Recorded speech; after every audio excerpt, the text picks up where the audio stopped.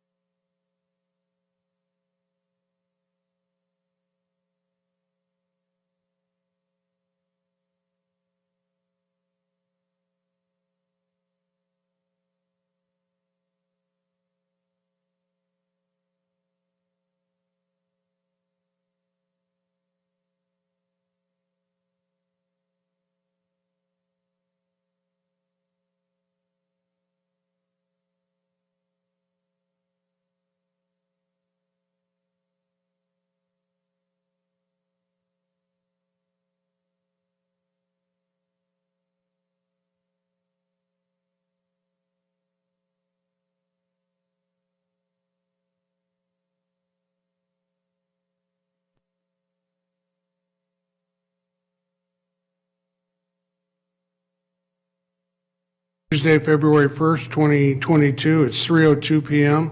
Nebraska Opens meeting rules are on the north wall of the boardroom. We'll hold the meeting in accordance with those. In attendance, we have all 5 commissioners present today, along with our county administrator, Dan Hoynes, and our county clerk, register of deeds, Deb Houghtaling, and our county assessors here for the Board of Equalization, Dan Pittman. If you would, silence your cell phones. We'll stand for the Pledge of Allegiance. I pledge allegiance to the flag of the United States of America and to the republic for which it stands, one nation, under God, indivisible, with liberty and justice for all. 2 items on the consent. Motion to approve. Second. Motion by Warren, second by Klug. Discussion? Please vote.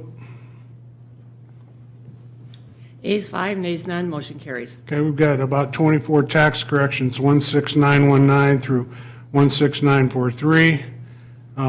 We got a good rundown on them from the county attorney, and Dan Pittman's here to answer any questions the board may have. If there are no questions, I'll take a motion. Move to approve. Second. Motion by Burmeister, second by Commissioner Klug. Discussion on the tax corrections or questions? Please vote. Ayes 5, nays none, motion carries.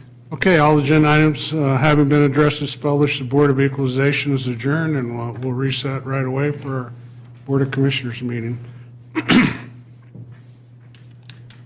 Okay. Okay, thank you. Welcome to the Sarpy County Board of Commissioners. It's February 1st, 2022. It's 3:04 p.m. Nebraska Opens meeting rules are still on the north wall, and we'll hold a meeting in accordance with those. Have all 5 commissioners present, along with our administrator and our county clerk and register of deeds. Commissioners' comments? I have none. No, thank you. None, sir. Okay. 2 items on the consent agenda. I'll take a motion to approve as published or to amend. Move to approve. Second. Okay, a motion by Commissioner Burmeister and a second by Commissioner Klug. Any further discussion? Please vote. Ayes 5, nays none, motion carries. Okay, next item, I'm going to throw an audible and skip down to discussion, item 6.1. Today we have a special guest that came to our meeting to introduce himself to the board and to meet each of the commissioners. It's Javier Fernandez, the CEO of Omaha Public Power District. He brought along Courtney and Michaela with him. I've had lunch, or at least twice, with Javier.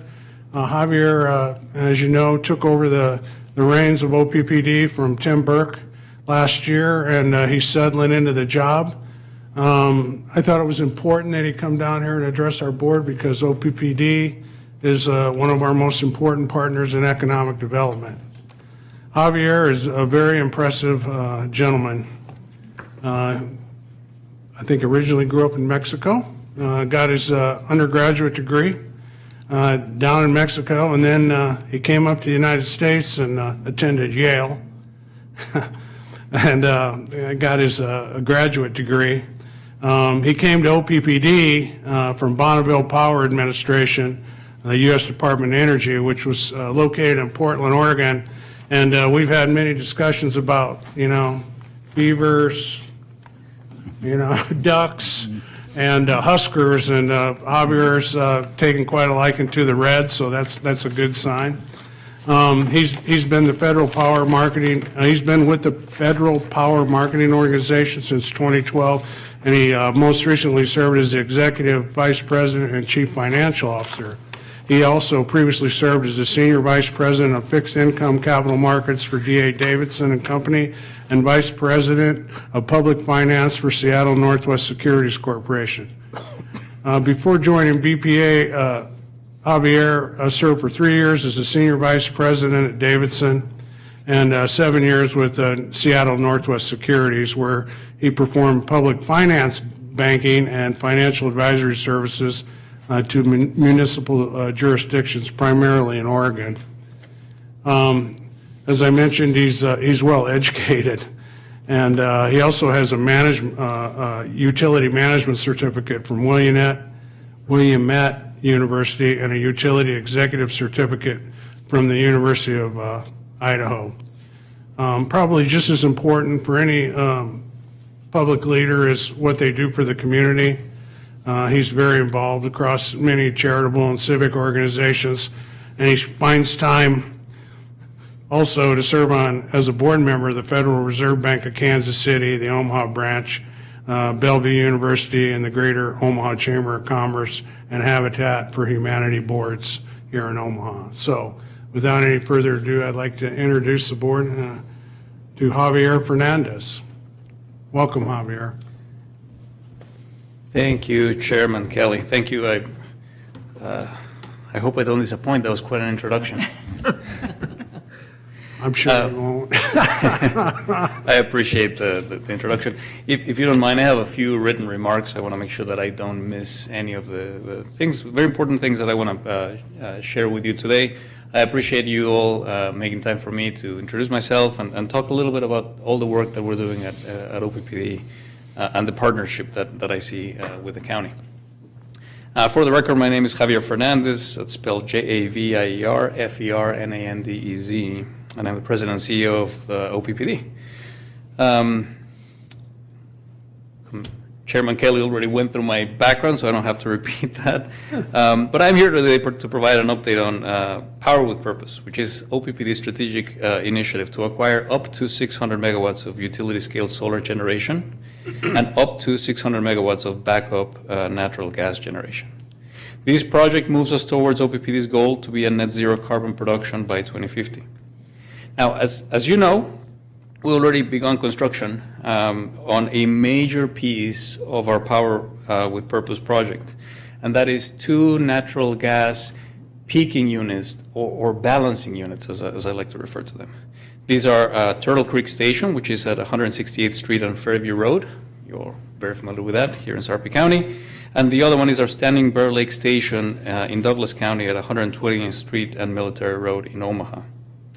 Our Turtle Creek Station is a 450 megawatt facility that will include 2 simple cycle combustion turbines and support structures for generation as well as for substation for transmission.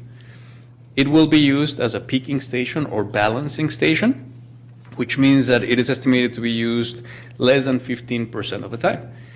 Sometimes I get the question, well, 15% of the time, that's why bother, right? Isn't that going to be a stranded asset? And I would say, well, it's that 15% of the time that's going to be probably the most valuable piece. It's when we really need those units to be online. Preliminary grading has begun at Turtle Creek we started that on August 23rd of last year, and we continue into the first quarter of 2022.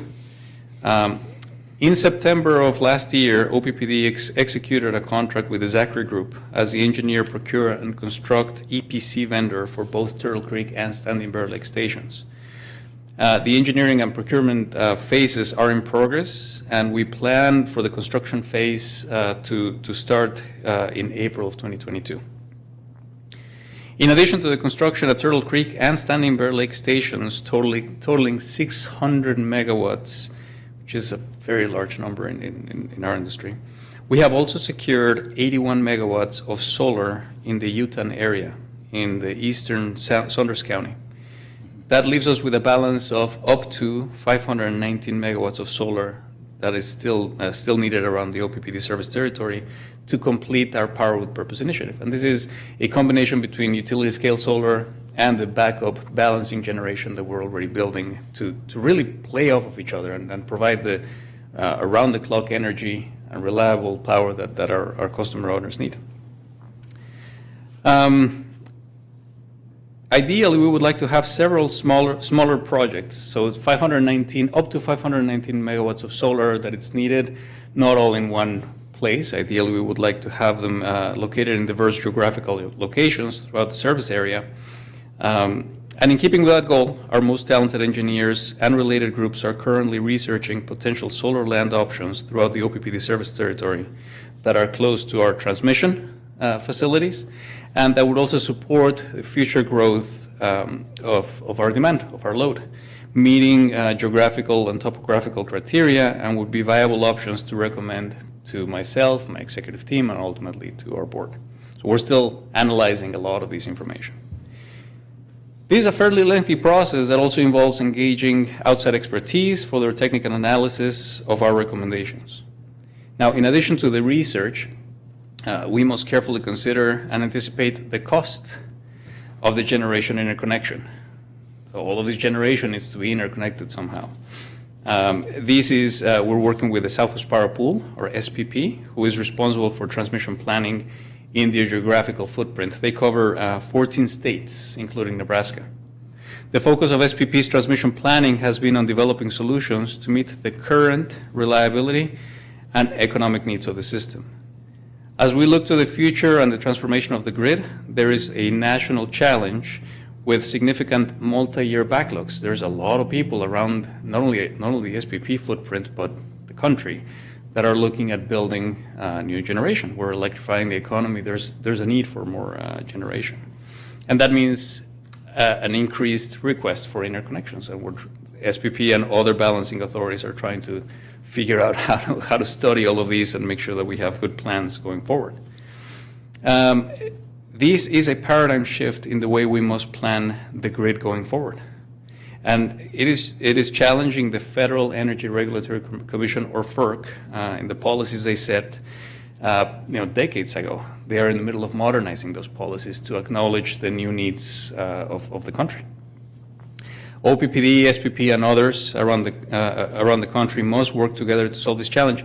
I just spent a couple of days this past weekend with the CEOs, 20 of the CEOs of the largest public power entities in the country. This topic was one of the biggest topics of our discussion. We're all focused on how do we work together with the industry, with federal regulators, to make sure that we have good policies in place that would promote good transmission infrastructure as we're trying to meet the demands of our people. As financial stewards of our customer owners' rates, we have to strategically consider all options to balance the high costs of interconnection upgrades with our mission to provide affordable, reliable, and environmentally sensitive energy services to our customer owners. We must look for the most cost-effective interconnections within our service territory. Now, I haven't put you to sleep, which is good. I've talked a little bit about the process, but now let me turn your attention to an equally or perhaps more important topic: relationships, collaborative relationships. Our previous interactions with Sarpy County regarding Power with Purpose were regretful. In hindsight, we should have proceeded differently in our engagement with all of you. Since September, I've met with Chairman Kelly several times over lunch and more official manners, and I've asked for the opportunity to start anew with Sarpy County to collaboratively identify land that may be appropriate for solar while minimizing interference with the county's future land use plans. You serve a lot of people in the county. You have plans, we have plans too, and we want to make sure that we work together. Chairman, I really appreciate your openness towards rebuilding this partnership, and I continue to be impressed by your passion to serve Sarpy County residents. Now, to that end, as I mentioned and you mentioned earlier, we've had a few meetings. One of those meetings was to introduce myself, but the other one was to introduce the new members of my executive team and really the experts who are behind all of this analysis. This meeting allowed us to receive initial feedback from Chairman as to what Sarpy County would need from OPPD in order to build a partnership moving forward. Now, 3 core values guide everything we do at OPPD, and I know you share the same too. They are: we care for each other, we have a passion to serve, and we honor our communities. And it is in the spirit of those core values that today I ask you to consider re-engaging with OPPD in a partnership capacity as we review the possibility of placing a solar array in Sarpy County. Now, to be clear, we do not yet know for certain that there would even be a Sarpy County solar project. We're still studying that. But this relationship starts now. before we even have any plans or any specific projects. Our engineers are still working through the process of identifying potential sites, but what I know for certain is that there must be a collaborative approach going forward. When I have information to share, you will be the first to have it. We will work with Chairman Kelly and members of the commission to ensure the entire board's involvement. I made the commitment to Chairman Kelly, and I make the same commitment to all of you, that OPPD will not move forward on any potential site in Sarpy County without involving this board. Now, there might be other private companies that may be scanning and working on their own, but as soon as we have information, we will work with you ahead of time. That's a very important lesson we learned, and you have my commitment. I hope that you will strongly consider my commitment to Chairman Kelly and to all of you to move forward together. I want to thank you for the opportunity to speak today, a new day to build a strong partnership our communities and our people deserve. Happy to answer any questions or engage in any conversation you may want. Questions? We didn't do any of the negotiation with the gas plant down off Fairview. Just curious, and I've had neighbors ask me, and they don't know, how much noise will be associated with that? I don't have the specific numbers, but we have been working with neighbors. We've been working very hard on making sure that we have noise reduction, noise mitigation strategies, not only for the site in Sarpy County, but also for the site up in Douglas County, which will be in a more residential area. We can get you that information about decibels and mitigation strategies we have. That sound is an incredibly important part of the package, and I can reassure you, our engineers, our designers are paying close attention to that. Another question, if I could. You said that it'll be operated at 15% roughly of the time, the plant. How often will it be over, and would it ever be to the point if the need existed for it to operate 24 hours? Oh, that's a great question. So let me clarify. When I say 15% of the time, I'm talking about 15% over a year. That's the expectation. There could be years where it's only 5%. Other years could be 15%. Certainly, there could be periods of time when it is operating 24/7. A good example of this is, in 2019, for example, when we had the flooding of the Missouri River, we had to shut down our coal operations because they were next to the river. That was actually a great example of a period when we had our peaking station, our balancing stations in Cass County and Sarpy County, our existing ones. Those were running 24/7 for a period of 2 or 3 days. So this facility could run for 24/7 for a number of days, but our expectation is that overall, they're not built to be baseload generation. They're built to be balancing generation. So is it like they idle? I mean, they don't ever shut down, right? They're always up, but they're kind of in idle mode, if you will? No, so they do shut down. So that's one of the advantages of this type of modern engines is that they can shut down. We actually have them shut down. There's obviously systems that are on, to prevent freezing or things like that, but they can go from 0 to full speed in anywhere between 5 minutes and 15 minutes, depending on the engine. That is very different than baseload generation. Baseload generation, like coal, for example, those units do have to spin all the time. It's harder for us to bring them up and shut them down. Takes a long time, and the equipment is not designed for that.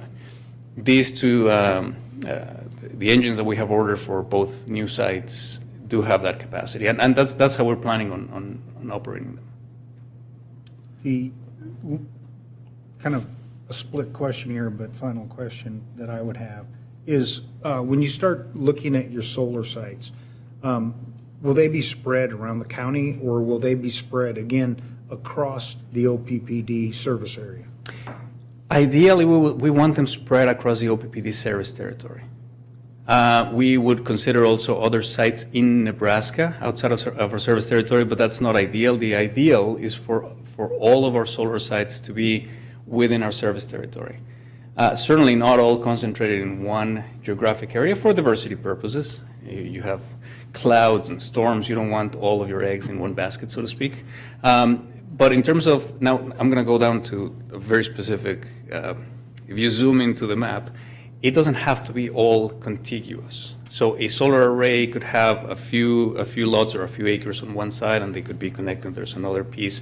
There is a general area that we would consider a solar array that doesn't have to be all contiguous, if that makes any sense.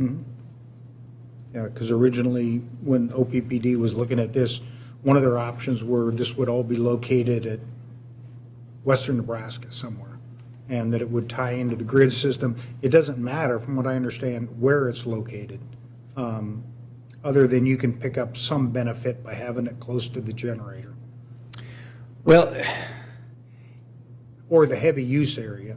all else being equal, the generation is generation, and it travels at the speed of light. Yeah. But the further away that generation is from our load, the less reliable it becomes. Think about it as when you think about transmission lines, and I'm not an engineer, so just bear with me. Think about a transmission line as a hose with water, right? The longer the hose is, the lower the pressure, and that pressure is incredibly important for us. That it's frequency support. So the closer those facilities are to our load, our service territory, the better and the more reliable, the more frequency support that they can provide. So that's one of the main reasons why we're looking at having those facilities within our service territory, because it would require significantly less infrastructure to keep that frequency support and really get the most bang for the buck when it comes to generation. A quick question. We held many conversations with OPPD last year. Angie and I spoke with you with OPPD quite a bit, and some discussions just around the Sarpy County Master Plan and what at the time OPPD's plans fit into that. Is that something you were saying that the engineers or that your teams are looking at right now? Are they keeping a copy of that master plan in hand just to know at least partially where our expectations are? Absolutely. So we have that information, right? And the last thing we want is to be working on a silo and then come to you with an option that doesn't work at all. So we have that information. We're taking that into account. But that information alone is not the only thing we're considering. It's really having those discussions. That information may be stale. We want to make sure that we keep updated with live conversations. Where would be the right place, the right location for us to look at potential solar sites. Thank you so much for coming today. Yeah, Nice to meet thank you for having me. So a couple of initiatives that, and Javier mentioned one, I have met with Michaela and her team, and I'm meeting again in early March, and I certainly think if I can't make it, Vice Chair Burmeister should be there, but I think since, the areas that we're probably focusing in on are more in the rural areas, I think that it would be good for Commissioner Warren to be a part of those if he's available. Yeah. Also, another initiative, I've never been in an OPPD meeting, and maybe there's a good reason for that. Because if they're I am like not our gonna meetings, comment. they can be a little boring sometimes, but in lieu of just going to a public meeting, and I thought a better initiative would be for our commissioners to have a chance to sit down and just have coffee with some of your board members. So I'm working that initiative with Michaela, and it's not just for me; it's for all the board members. That way, we can give them our personal insight on some of the constraints. Because we don't want to always just come off as the anti, public power group. But you like most things, you don't know what you don't know until you know it, right? So I just thought it would be a good chance to, hear some of their perspective, and why they would promote this or that or not. And then also vice versa for us to kind of share some of our concerns. Finally, the last thing I would say is I don't know, I've learned a lot about public power over the last 3 years. And one of the things that's kind of intriguing me about it is all the different technologies that are being explored right now. And if you haven't been paying attention, one of the new initiatives is to take nuclear power and really, I don't know, what's the term for that, Javier, where they make it very small and compact? The technology is generally referred to as small modular reactors. Yeah. So in Wyoming, there was just a federal grant issued for a fairly large nuclear plant that's going to employ some of this technology. It's certainly not cost effective today, but Warren Buffett, Midwest Energy, is involved in it, and he's a Nebraska guy. So, I'm hoping that at some point, I think it's at least 10 years away, maybe more, but I want to keep an eye on that because I think that could really be a really innovative way to get out in front of energy needs, for decades. So we're keeping an eye on that, and I keep sending emails to Javier asking him how close we are, and we're not any closer this month than we were last month. But the good news is people are looking at it, and people are investing money in it, and the Congress is involved in it now. I can't remember the senator's name from Wyoming, but he was able to rally support from the federal government's funding a lot of grant money for it, and Midwest Energy, or at least Warren Buffett's company, is somehow involved, also providing funds. So we'll keep an eye on that as well.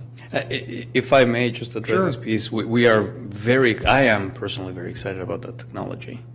Small modular reactors, in my opinion, I think OPPD, a lot of my colleagues will share that, it would be an amazing breakthrough technology. It has been developing for decades. This is not new. It's something that 20 years ago was a thing. It is closer and closer to becoming viable. As you well mentioned, it's not economical today. I am incredibly grateful for the American ingenuity of some of our investors, like Mr. Buffett, like Mr. Gates, that are willing to invest so that we all eventually can get those benefits, right? When that technology comes down in price and it's proven, it's something that could really revolutionize the way we generate power today, along with hydrogen technology, battery technology. There's one battery we are building today, it's a 1 megawatt battery project down in Weeping Water. We're also starting to test those technologies. Not quite ready for prime time, but we are definitely looking at all available technology. At the same time, as we know, lights must stay on, and Yeah, we they need to make must. sure that we meet the needs for our customer owners today. Well, I mean, it's public power is one of the reasons people come to live in the Midwest, because it's cheap, it's affordable, and it's reliable. Yeah. So, we look forward to partnering with you. Everybody wins when we work together. So, I agree. I mean, we're committed to that. I know this board is anxious to, solve the problems and support the citizens. Thank you for coming. Thank you very much for having me. Thank you. Okay, back to 5.1, which is Resolution 33, vacation support portions of Whitney Road and the right-of-way. The applicant's Martin Marietta. I know Denny Wilson, our county engineers here, and we also have Andrea Gosnell-Parker from the county attorney office to provide any additional information. And we have somebody from Martin Marietta. Good afternoon, Perhaps? Honorable Chair and members of the Board of Commissioners. My name is Neil Grant. I'm the Natural Resources Director for Martin Marietta. Okay. And in coordination with our neighbor to the south, Schmid Farms, we're requesting vacation of a portion of the right-of-way of Whitney Road. Just got a few comments for you. First, some background. For reasons that we don't currently understand, Whitney Road was not constructed in the center of the right-of-way, and other parts of the road were not constructed at all, or perhaps constructed and later abandoned. As a result, the county controls various sections of road right-of-way that do not actually contain a road adjacent to our two properties. The purpose of the vacation request is to return this unused or surplus right-of-way to the adjacent landowners, and in doing so, the county would no longer be responsible for the property or liable for anything that occurred within them. And more importantly, this will place the subject property back upon the tax rolls. To be clear, we are not proposing to close any roads or vacate any right-of-way that would impact other surrounding property owners. The dead end of Whitney Road would simply end a little farther, about 360 feet earlier, farther to the west, and all adjacent property owners would continue to have access. So that's the long and the short of it. I'm available if you have any questions. Questions? The only question I have is just what we're saying. What's the real purpose of this? Because why would you come forward and want to put it back on the tax rolls and pay taxes? So what's really going on? I mean, I'm just trying to ask that question. Because if it's nothing's going to change and there's no harm on where it's at, why are we even discussing it? You bet. So we are currently in process for a special use permit for sand and gravel mining on the Schmidt Farms Inc. property, as well as the south end of our company-owned property. I'm not sure if you're familiar with our Springfield quarry. So through that planning process, we've identified that the road is not within the right-of-way and that the surplus right-of-way exists. So that was really how it was brought to our attention, and that's when we submitted that request. We also have a parallel request for the conditional use permit. We've been to the Planning Commission. We have a recommendation for approval. We're working through some issues with staff before that's placed upon your agenda, but that's really how this came about. Okay, so we're not going to move the road. Again, just, so are you going to mine to the road then? Or how close to the road or the right-of-way are you going to then look at? No, we will not be mining the road or the portions of the right-of-way. There will be setbacks from those property lines, and the mining will take place within Martin Marietta or Schmidt Farms property. Okay, so moving this then creates, moving it is going to then change the setbacks and allow you to do something more that you can't do today. To a very small extent, yes. Okay, all right. How much property is the right-of-way, do you know? 33 feet on the west side, and then the full 66 feet as you go further east into the Schmidt Farms property. And to be clear, not all of this is adjacent to our proposed mining operation, but it meanders through the woods, through the Schmidt Farms property on both sides, and there's no road there. And so in consultation with Schmidt Farms, they've identified they wouldn't mind having that vacated as well. So it's 33 feet wide. It's really the north half where the existing Whitney Road is located. And then beyond the dead end where the county road right-of-way meanders through the timber out to and eventually connecting on the east side to South 99th. But again, there's no roadway present there. It would be the full 66-foot wide that would be vacated to Schmidt Farms. And what you're saying is that there's a small advantage to Mark Marietta and Schmidt Farms for having it vacated, Yes. just a little bit of extra mining. Correct. And that, to be clear, that's not the primary reason. The primary reason was, hey, we've identified the fact that there's road right away here, but there's no road in it. And so we brought that to the county's attention, and we were advised that we can go through this process to clean it up a little bit. But yes, there is a small benefit, probably more so to Martin Marietta than Schmidt with regards to the mining operation. Everything to the east is kind of quite a bit farther away from where the mining would take place. Is the right-of-way being there, how big of a negative impact is it having on the operations that are being done out there? 'Cause I'm just trying to understand the benefit from your perspective as far as what is the risk from the county's perspective if we do Sure. move forward with this? We are proposing to cross it. We have requested a right-of-way occupancy permit in the event that the vacation would not be approved, so that we would have permission to cross it. But ultimately, if it were vacated and returned to the adjacent property owners, then that would no longer be necessary. But the processing is planned to take place on Martin Marietta property. Most of the mining is proposed to take place south of Whitney Road on the Schmidt Farms Inc. property. So there will be travel back and forth between them as well as a pipeline. So if you were able to cross it, would that take care of 80-90% of what you're trying to achieve with this? That resolves the logistical issue, yes. Okay. Thank you. again, there's no road currently there, and I think it would be our preference that a road not be there in the future as well. And so if you've got right-of-way for a road that doesn't exist and there's no plans for, our thought would be to just put it back on the tax rolls. If that's not what the board wishes to do, certainly we understand. Thank you. Thank you. Well, the only part I didn't, and Andrea, you might address this, but that there's in there some kind of an agreement, or there was one, the Schmidt Farms for an evacuation route. There has to be some kind of road there, right? Yes, my understanding, I believe what's been revealed to me is that if Mark Marietta special use permit is approved by the board, they'll be putting in a secondary access that will also benefit Schmidt Farms. Yeah. So there will always be a road there. This vacation simply could change the location of it in the future, correct? Possibly, yes. Okay. So from a county perspective, if I read your notes right, there should be no objection for the board to vacate this road. However, there are some terms that we have to settle up on for the cost of the land. Correct. And can you go over those options? Yes.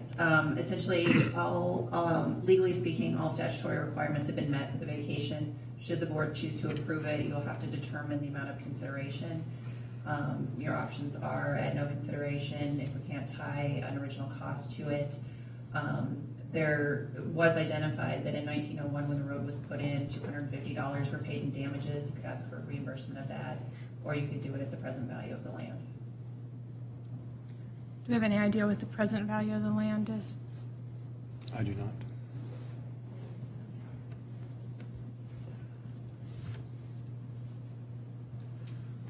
Good afternoon, Commissioners. Actually, I can. There is a site that you can utilize inflation to determine just how much that land's worth at the current time frame. Depending on which number you use, it was somewhere between $3,000 and about $15,000 for that strip of ground that they were talking about. And again, that's just the western part that lies on their property. And Denny, so if at some point in the future, and tell me, is there any plan in the future to need that right of way? No, I doubt it would be an issue, only because we still have we'll still maintain the south half of that. So they're vacating just on the one side. With that in mind, we have 33 feet, which would be ample for putting in a road. And with that, we could easily put in a 2-lane section, which would be 11 feet on each side, if that came to fruition that we really needed to do that. Again, you don't see much traffic, even with the people coming from Schmidt Farms, into their area there as well. It's spaced out pretty well. We wouldn't see a whole lot of volumes, I don't believe, coming at the same time. So it probably would be almost a 1-lane road that they could use. Oh, I did want to mention one thing also. We did cut the description down, which I think was probably appeared in your packets, that it goes to the 1/16th line, which stops it from getting all the way into Olivo's property, and also would prevent access to Schmidt Farms, because that real right-of-way, if we actually did put it where it should be, wouldn't allow Schmidt Farms to get on the property. Again, not a problem if we stop it at the 16th mark for that. So the current resolution is at the marker that doesn't negate Schmidt Farms access. Correct. And the issues in the special use permit, do those have to be worked out in order for Schmidt Farms not to have any harm from vacating the road? I wish Jason was here. I think he had a little better knowledge on that, or Scott, but my understanding is that they have the ability to access it from the south if they came straight off their property and actually build a road that would connect to Whitney. They could keep that on their property and go up to either the existing Whitney Road, which is, again, something that's never been dedicated, but was just from a prescriptive easement, we own it here at Sarpy County. Or they could drive all the way up to the new portion if we decided to pave that stretch that does have the right-of-way. And what are the issues with the special use permit that are being worked out? My understanding is that Schmidt Farms doesn't need it right now, but as soon as they add a specific amount of numbers to the campers or to the cabin people, then that's when it would change to the point where they have to have a second access. That was what the Planning Commission had stated. Oh, sure. Neil Grant from Martin Marietta. To be clear, the portions of road right-of-way that we're vacating do not affect the portion of Whitney Road that presently exists that would be used for emergency secondary access by Schmidt Farms. They did get a special use permit for the expansion of their campground, and there is a requirement that after they install, I believe the trigger is 17 additional RV spots. At that time, at that point in their expansion, then they are required to make a connection to existing Whitney Road, and that's located in an area that's not being vacated, so that can still be done in the future. And then as part of our conditional use permit for mining, we will be establishing that connection as part of our operation, so the emergency secondary access will actually be made sooner than required if our conditional use permit is approved. What Denny was speaking about is with the remaining right-of-way, the road could be upgraded in the future, but regardless, an existing road is there. We're not vacating where that road is located, and that connection will still be made, regardless of what happens with this vacation request. Thank you. Okay, so my last question, this would be to Andrea. So the road that's currently there, it's not on our right-of-way or all of our right-of-way? It's whose property is it on? Well, for whatever reason, it appears that the road was built south of the right-of-way instead of in the right-of-way. When was the road built? You guys? 1901. 1901. Okay, so they missed the right-of-way. Yes. All right. So we're on somebody else's property, and there's a current road. Yes. My dilemma here is that property owner has rights to tell us that we don't want this road here anymore, correct? Well, No? at this point, the county has a prescriptive easement. Okay. It's been in existence, open and notorious use for a very extended period of time. Okay, perfect. Because I don't want to be giving up right away, Right. and then somebody saying, well, we're going to push, you either buy this or whatever. So, all right, thanks.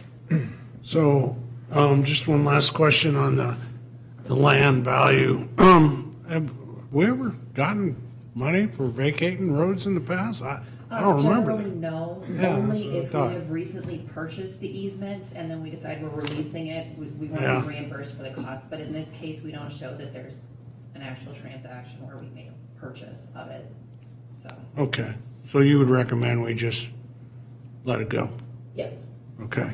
And then, so when the mining operation's done, what's left? What happens at the end of the mining operation? Will there be a lake there? Yes. And what will that lake be called? That's a great question. Lake Kelly, if you play your cards right. We could put that in the when the special use permit No. comes before you. We can figure No, out but the I mean, naming that rights. land will be reclaimed. It'll probably be a recreational lake, and they'll probably eventually have to have a road built that can support additional development down there, essentially. So Schmidt Farms already has a recreational lake and a campground, and I'm kind of foreshadowing the future special use permit that will come before you. But our proposal would be to put a dredge in that lake and to mine westerly and expand the size of the existing lake, and then they would submit an amended special use permit for their campground to show new campsites around a larger lake, a larger and deeper lake. Okay, thank you. There would be a very small lake across the existing right-of-way on the south end of the Martin Marietta property. We are not proposing to mine through this right-of-way and combine the lakes. They would be one larger expanded lake on the south and one smaller lake on the north. All right, And thank you're you. not anticipating that you would need a bigger road on the spot where we're vacating? No. In fact, all of the access for our operation will continue to exist through the existing limestone quarry to the north. This would really just be incidental access, maybe for our seasonal grading crew to come in to remove overburden. But yeah, the existing low level and low service and low traffic count road is more than adequate for our needs. Okay. Any other questions or comments? Motion? The only comment I'd make at this point is, remember, this is, was opened last week, and the attorney for the adjoining property owner did not desire it to be vacated. Okay. Motion? I mean, I'll make a motion. In the interest of time here, to approve Resolution 33 with no additional, following the county attorney's recommendation of no charges for the vacated land.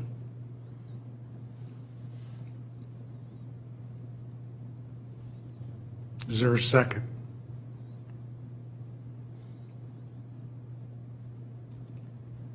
I'll second it so that we can vote. Okay. Motion by Kelly and a second by Burmeister. Comments? Discussion? Please vote.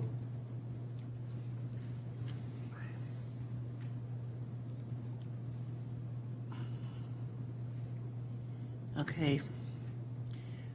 Ayes Kelly, nays Klug, Burmeister, Mixon, and Warren. So motion fails. Okay. 5.2 is Resolution 37, agreement to provide professional consulting services with Matrix Consulting Group for county staffing analysis and optimization plan. Dan Hoynes, County Administrator. Thank you, Mr. Chair, members of the board. The purpose of this request is to retain the Matrix Group to conduct an in-depth analysis of our current staffing needs throughout Sarpy County. We did solicit proposals late summer, early fall. Spent some time vetting those proposals through the Human Capital Committee and a subsequent subcommittee. Went through some interviews, and so if you would choose to support a staffing study, this would be our recommended firm. Also under the purpose tab, our hope is to measure and identify, or the deliverable is not a hope, measure and identify our current service levels and staffing throughout the county. And the goal is to make sure that we not only can identify current service levels, but keep pace with the growth into the future. That's the purpose. The process is designed to be very interactive. It begins with one-to-one meetings with each department head to assess their needs and talk to them about those issues.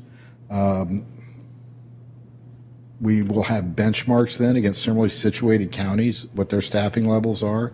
It'll effectively give us a guide to manage, an unbiased, independent guide, if you will, to benchmark against counties that are similarly situated. Again, we all know that and hope and anticipate significant growth, but we don't have anything to measure against it. So that is the real hope here, and it will provide recommendations to manage that growth in there. And just one final point, the Matrix Group, they did the 911 study a few years ago, and I wasn't here. I actually was a user of the system, but saw significant changes. And on average, the Matrix Group, when they're done with the study, 85% of their recommendations are put into place.